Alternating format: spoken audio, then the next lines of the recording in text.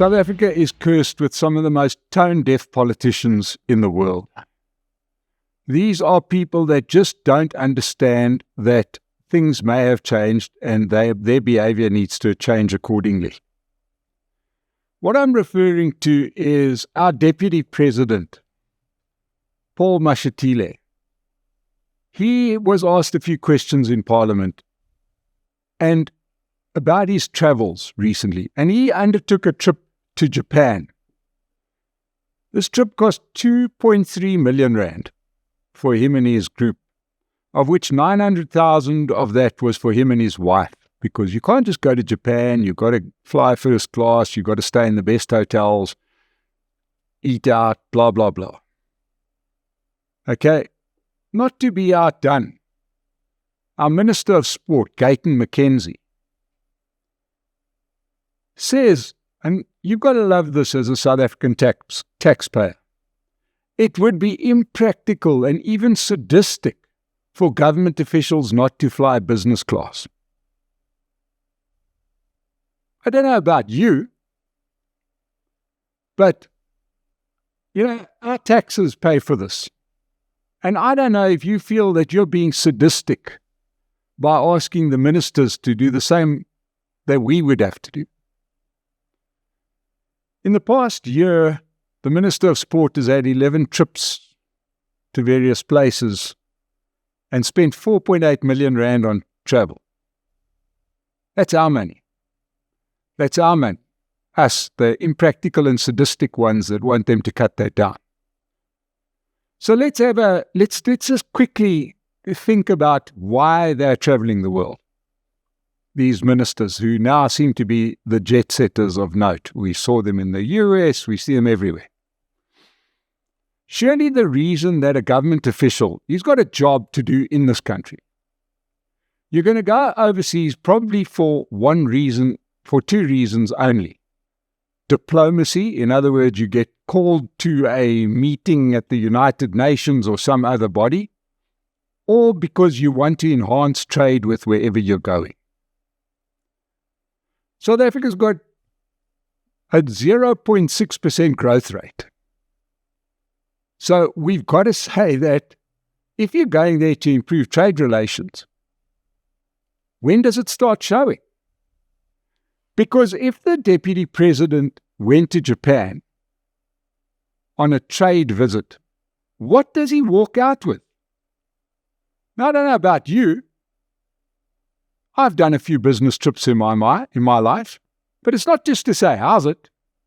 It's to walk away or to do a deal. Especially in this day and age where you can do things telephonically or, through a whole range of systems. You don't need to go there and see the person unless there's a deal to negotiate, unless there's a contract to be signed. Now, I think that these politicians are not reading the room. South Africa is a country with many issues that need to be resolved, and most of them relate to the economic side of the country. Unemployment, the poor economic growth, etc. And we really need to ask for more answerability from our public officials. Why are they going on this trip? What are you achieving by this trip? Hold them to account. If you are running a business and somebody said, listen, I need to go on a business trip to Japan or 11 trips in the next 9 months, surely you'd want to know what are you going to achieve by doing this? Otherwise, it's just really a sort of a paid journey for using our money. So, I just don't understand what all of a sudden in this new government of national unity, everybody needs to go all over the show. When is it going to translate into greater trade? Because I don't see it. If it was there, the economy would be growing a little bit faster than what it is now, but it's not. So clearly what they're doing there is not trade related. So what are they doing? Well, maybe it's diplomacy. Well, when last I checked, South Africa's diplomatic position is not fantastic. We're fighting with the US. China doesn't invest in South Africa. We didn't stop the war in Israel and Palestine. So, to what end is our diplomacy working? I don't see it. So I do want to give a shout out to some of our parliamentarians. There's a lot of young, very, very energetic people there holding politicians to account. But I would imagine that surely it's time that the politicians themselves just behave better.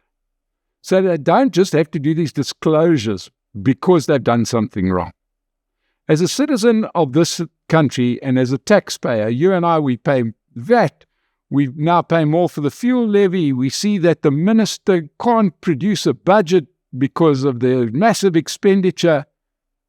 Stop wasting our money on these overseas trips. That's the least that South Africans can ask of our ministers. So that's the Political Insider for today. We'll see you again on the Political Insider. Thank you.